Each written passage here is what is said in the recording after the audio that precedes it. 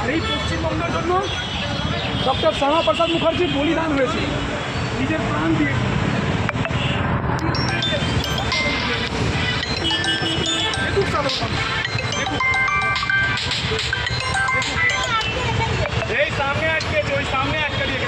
আমি এখন এইখানে হরিশ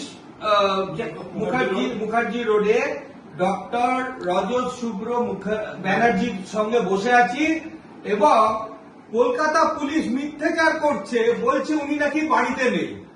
আমাদের রাজ্য সভাপতি এবং কেন্দ্রীয় মন্ত্রী মাননীয় সুকান্ত মজুমদার ওনার সাথে সৌজন্য সাক্ষাৎ করতে আসতে চাইছেন। এটা কোনো রাজনৈতিক সাক্ষাৎ না, ওনার অসুস্থ মাকে দেখতে আসছেন, তাতেও পুলিশ মিথ্যাচার করছে, কারণ অভিষেক ব্যানার্জির বাড়ি পাশে বলে এখানে আসতে দিতে চায় না। আপনি ডাক্তারবাবুর কাছ থেকেই শুনুন। আমি অবাক হয়ে যাচ্ছি যে আমার সঙ্গে আজকে ফোনে সকালে কথা হয়েছে, উনি আলাপ করতে আমার সঙ্গে আসবার জন্য ইচ্ছুক ছিলেন। আমি ওনাকে জাস্ট জানিয়েছি আমন্ত্রণ, এখানে আসুন। দেখুন আমরা মিষ্টি জল নিয়ে বসে আছি, আমরা আলাপ করবো বলে। অন্যান্য ভাইরা এসছেন, এখন শুনছি তুলকালাম কাণ্ড করছে। আমরা কি কোনো গণতান্ত্রিক সভ্য দেশে বাস করি না, নাকি দেশটা পুরোপুরি অসভ্য হয়ে গেছে?